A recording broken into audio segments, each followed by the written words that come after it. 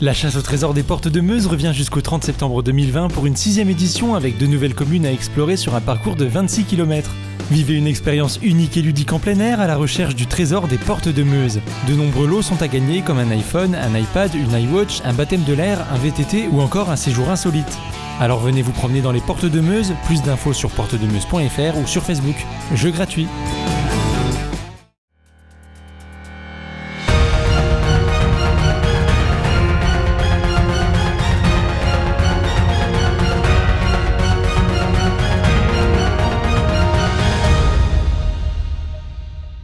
Bonsoir à tous, nous sommes le dimanche 19 juillet 2020, tout de suite les titres de votre journal week-end.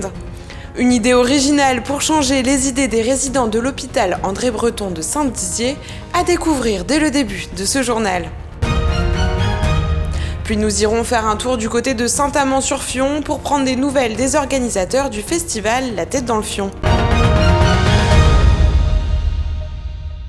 Et ce soir, on commence avec une très belle initiative pour nos aînés. À Saint-Dizier, les résidents de l'unité de soins longue durée de l'hôpital André Breton retrouvent des sensations perdues grâce à Michel Burel et son tricycle. Un reportage très touchant signé Julien Carré.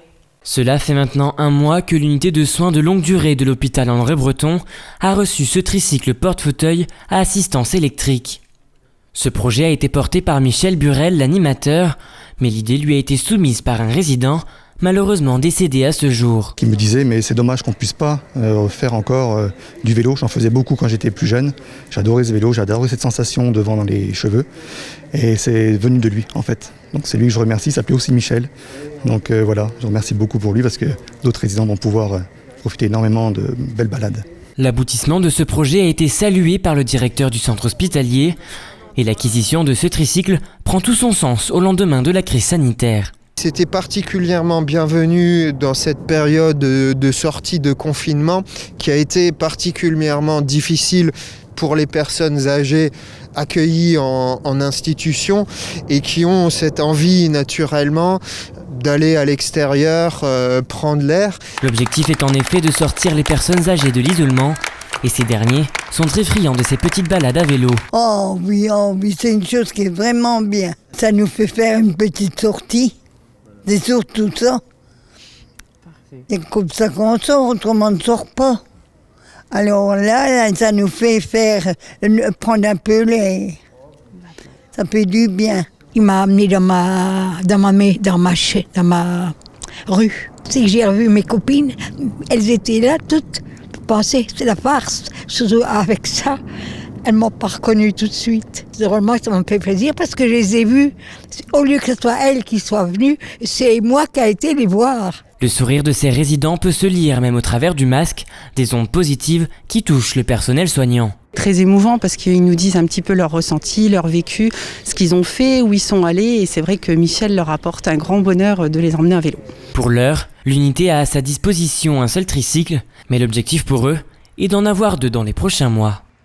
Tout autre chose à présent, c'est un dommage collatéral de la Covid-19, l'annulation de tous les festivals de la région. À Saint-Amand-sur-Fion, c'est un crève-cœur, mais pourtant, les yeux sont toujours rivés vers l'avenir. Un sujet de Julien Carré. Pas de scène, pas de musique, la place de Saint-Amand-sur-Fion est bien vide. En effet, le festival marnais La Tête dans le Fion, initialement prévu du 14 au 16 juin 2020, a été annulé à cause de la crise sanitaire. Une décision qui n'a pas été facile à prendre. On a quand même près de 70 bénévoles qui sont là pour nous aider à mettre en place ce festival. Quand on leur annonce ça, c'est quand même un crève-cœur parce que c'est quand même une occasion assez exceptionnelle de se réunir, de travailler pour animer son village et faire quelque chose qui tient pendant un week-end. Donc ça donne une ambiance particulière et tout le monde est tellement heureux de se retrouver que leur annoncer ça a fait vraiment beaucoup de mal à tout le monde. Enfin, on a eu vraiment mal au cœur pour tout le monde en fait. Un choix qui a été pris à 2 mois du grand jour, mais par chance, aucune dépense n'avait été engagée. On n'avait rien dépensé. En général, on attaque vers le mois d'avril. Et puis pour le coup, on avait été un peu prudent quand on avait entendu parler de ce qui se passait dans le monde, quoi. Face à cette situation exceptionnelle, L'intégralité des partenaires a reconduit son engagement auprès de l'association pour la saison prochaine. Ça c'est vraiment chouette parce que déjà ça montre à quel point ils nous font confiance et donc c'est super encourageant effectivement et on espère bien pouvoir du coup préparer une très belle édition pour l'année prochaine. Pour 2021, tout est presque bouclé. Les groupes prévus pour cette année ont accepté de revenir dans 12 mois. Sans problème, on a 100% de la programmation des concerts du samedi-dimanche qui sont reprogrammés. On va un peu s'ennuyer, je pense, l'an prochain parce qu'on n'aura plus rien à faire. C'est quand même une partie qui est vachement agréable à faire. Mais on avait vraiment envie de la montrer, cette prog. On a envie de la défendre, on a envie de les voir présents. Il y a un des groupes qui aura été réservé depuis 3 ans. Donc oui, on a envie de les voir, donc on est très content que ça se passe comme ça en tout cas. Il faudra donc patienter une année pour pouvoir profiter de cette programmation. Vous pouvez d'ores et déjà noter dans vos agendas les dates du 18, 19 et 20 juin 2021.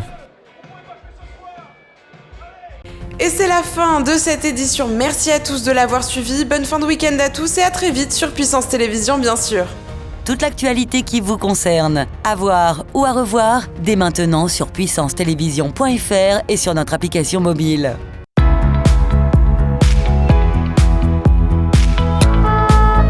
Arrivez sur les lieux à l'adresse indiquée. Bienvenue pour le PCO.